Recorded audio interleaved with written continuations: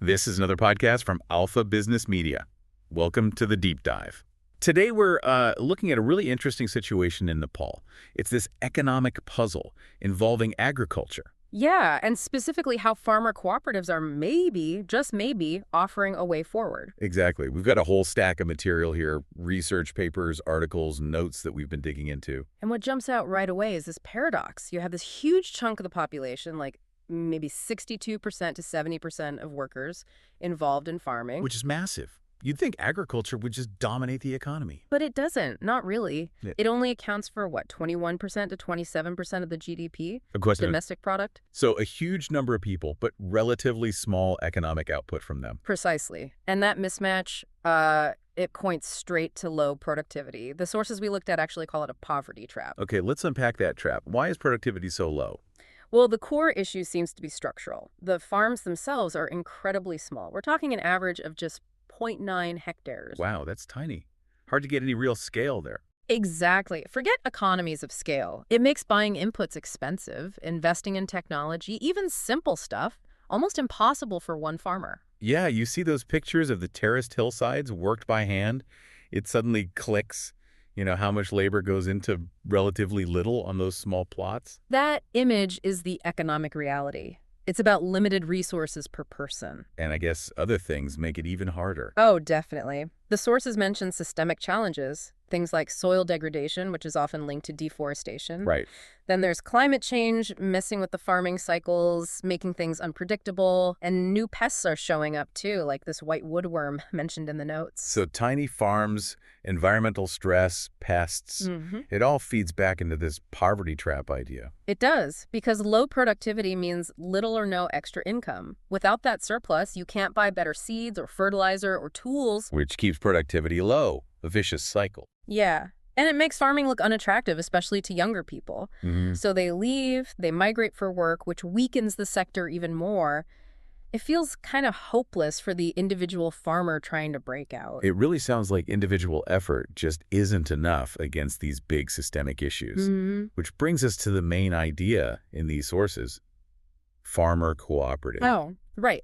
The argument is that collective action working together is the key. It's the leverage they need. So how do they define a cooperative in this specific context? What makes it work? It's basically a voluntary group. Farmers pool their resources, work together on economic activities. It's all about self-help, mutual responsibility. Okay. The whole point is to achieve things together that they just couldn't do alone. It's about turning all those small, separate efforts into one bigger economic force. Aggregating their power, essentially. The sources seem to break this down into three main ways cooperatives help, like three pillars. Yeah, that's a good way to put it. The first is joint purchases. Think about it. One farmer buys seeds, fertilizer. They pay retail, small amounts, high prices. Right.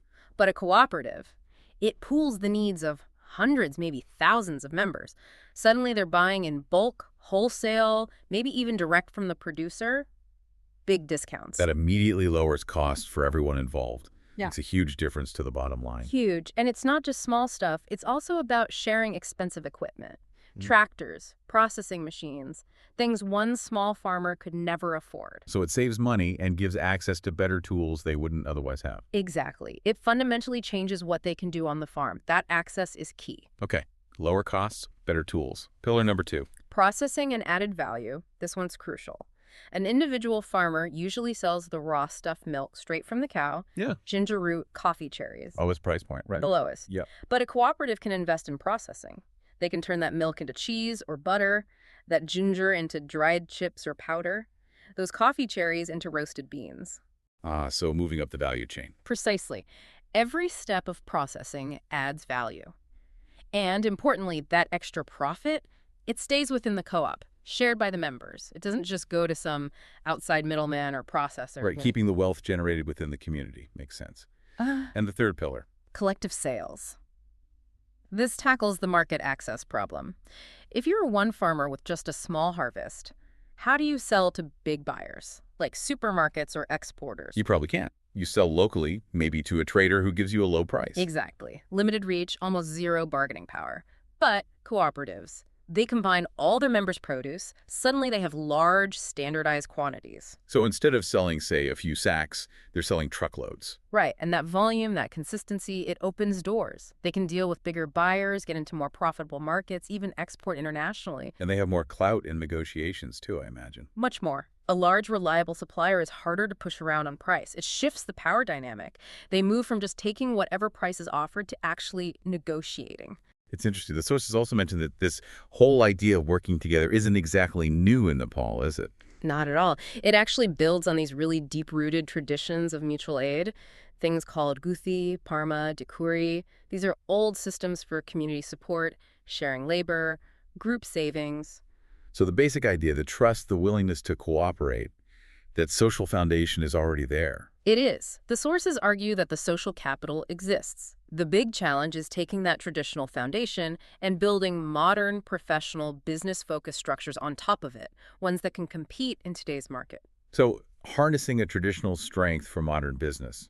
When we think about that paradox we started, so many farmers, low output, and these three pillars, what really stands out to you?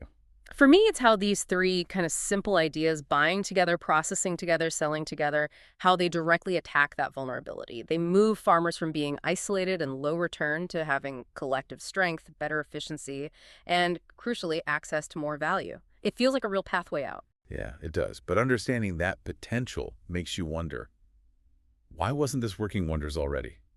The history isn't all success, is it? No, and the sources are pretty clear on the lessons learned. The modern movement kicked off back in the 50s, with important laws passed over the decades, especially in '92 and 2017. But before the 90s, it wasn't great. Apparently not. The sources say co-ops were mostly controlled by the state. They weren't really serving the farmers' practical needs, more like bureaucratic functions. Then after 1992, with democracy, things changed. A big boom. A huge boom in numbers. Went from under 900 co-ops to over 34,000 by 2017. Massive increase. It was partly filling gaps left by the state, driven by poverty reduction goals, lots of government and international support. Okay, so tons of new cooperatives. But the sources say this didn't really lead to a big shift in, like, agricultural commercialization or productivity for most people. What went wrong? Well, the analysis points to some big strategic mistakes in how they were set up and run. The main one, a wrong strategic focus.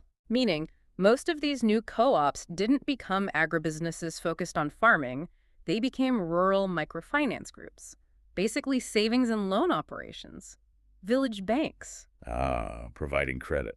That's useful, surely. It is useful. Access to credit helps, but it didn't solve the core problems. Increasing production, improving quality, processing goods, selling them profitably. Setting up a savings and loan is, frankly, easier and faster than building a whole agricultural value chain. So they went for the easier option, which addressed a symptom but not the root cause of low income. That seems to be the main argument. They got sidetracked from the harder work of transforming the actual farming business. Were there other issues too? Yes.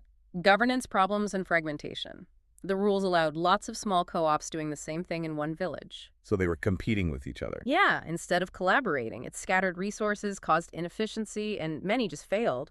Apparently, the 2017 law tried to fix some of that by limiting how many co-ops one person could join. Lack of coordination. What else? They also failed to really shift the mindset away from subsistence farming. The co-ops didn't do enough to help or encourage members to produce more for the market rather than just for their own families. Right. If everyone's just growing enough to eat, the co-op doesn't have much to sell collectively. Exactly. A commercial co-op needs members actively producing a surplus to sell. And linked to that, the final point was a lack of real commercial services. People often joined for the cheap credit or social reasons, but the co-ops weren't providing the vital support like training in modern techniques, help with marketing, quality control, finding buyers. So the basic idea of cooperation was powerful, but the execution, the strategy, was flawed in that period. That's the takeaway. The failure wasn't the concept itself, but the choice to be savings banks instead of integrated agribusinesses covering that whole value chain, inputs, production, processing, sales. That history is really important for understanding what works now. Okay, so that brings us to the present and the examples of modern co-ops that are getting it right, the ones focusing on those three pillars. Yeah, and these cases really show the tangible benefits. Let's look at joint purchases and technology.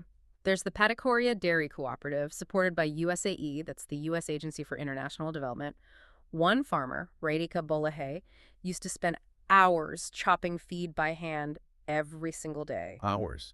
That's incredibly time-consuming. Absolutely. But the co-op, over 1,300 members, they invested together in a shared feed cutting machine, something no single farmer could afford. And the result?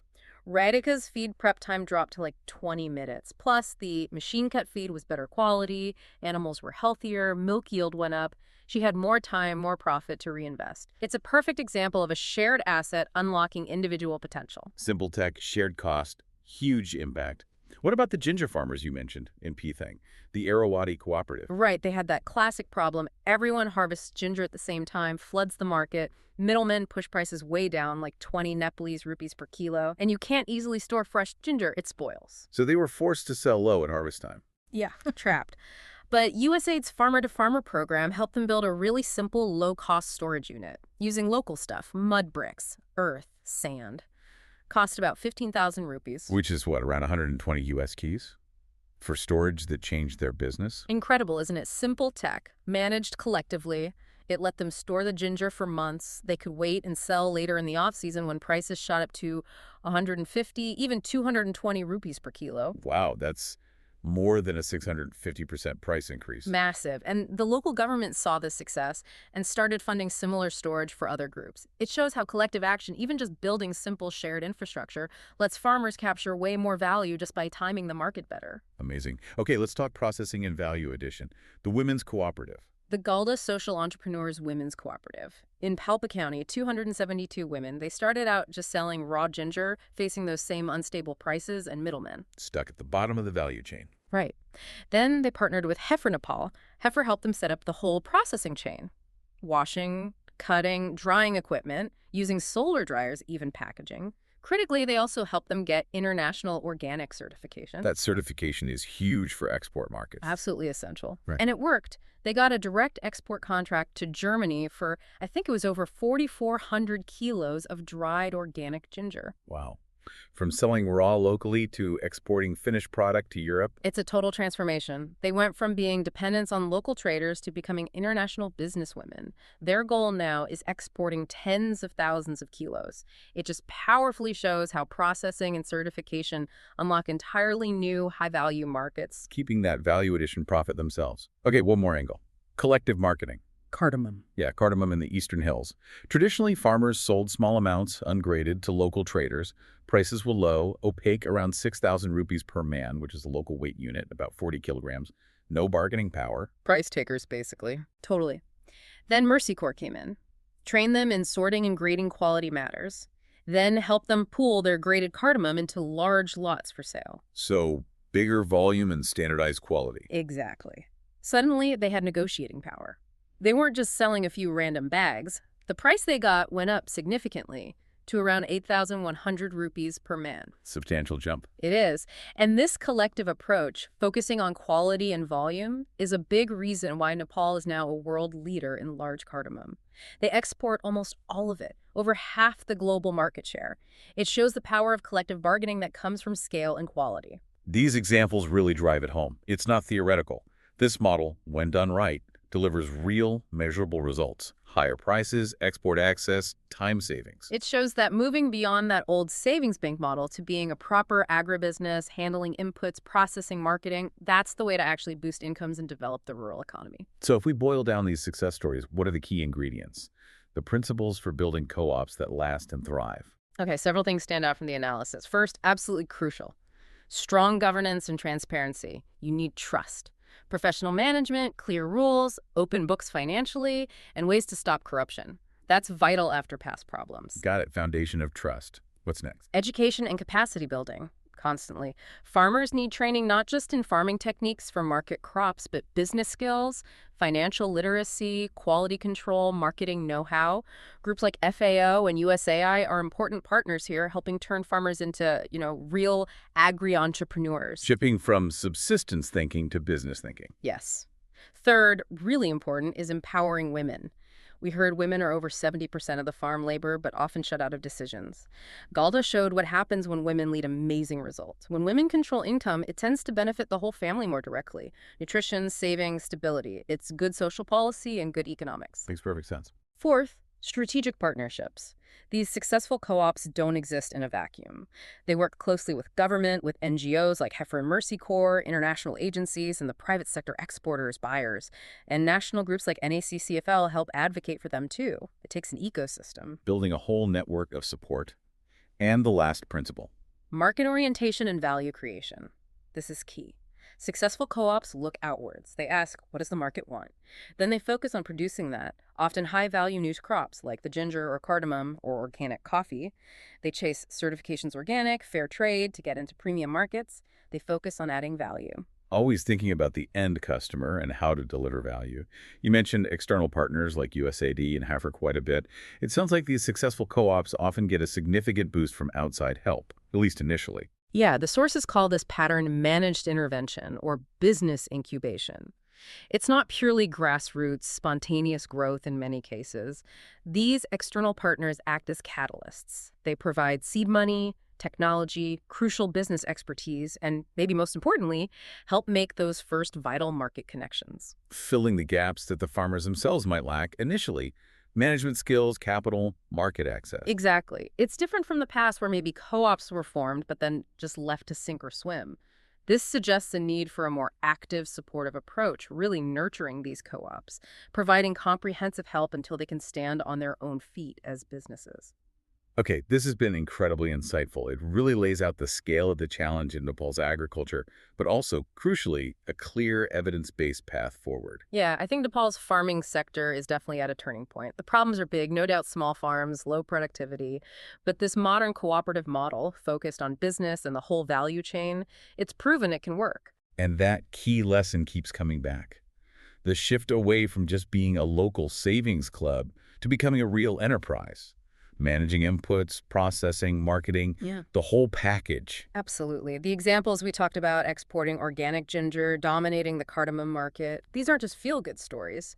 They're proof that this approach lifts farmer incomes, boosts the rural economy, empowers women, builds resilience. It actually works. But it requires everyone pulling together, right? Farmers committing to the group, leaders ensuring good governance, and partners providing that support to help these agribusinesses grow. It's a joint effort. But for farmers in Nepal, structured cooperation now looks less like just a survival tactic and more like a genuine strategy for growth. It's about unlocking that potential that's been held back for so long. Unlocking potential through collective action. That's the core idea. It really is powerful. And maybe a final thought for you, our listener, to take away from this. Thinking about that power of collective action. What potential might be hiding in plain sight in your own community? Or maybe your industry? What untapped opportunities could be unlocked if people organized effectively? Definitely something to think about.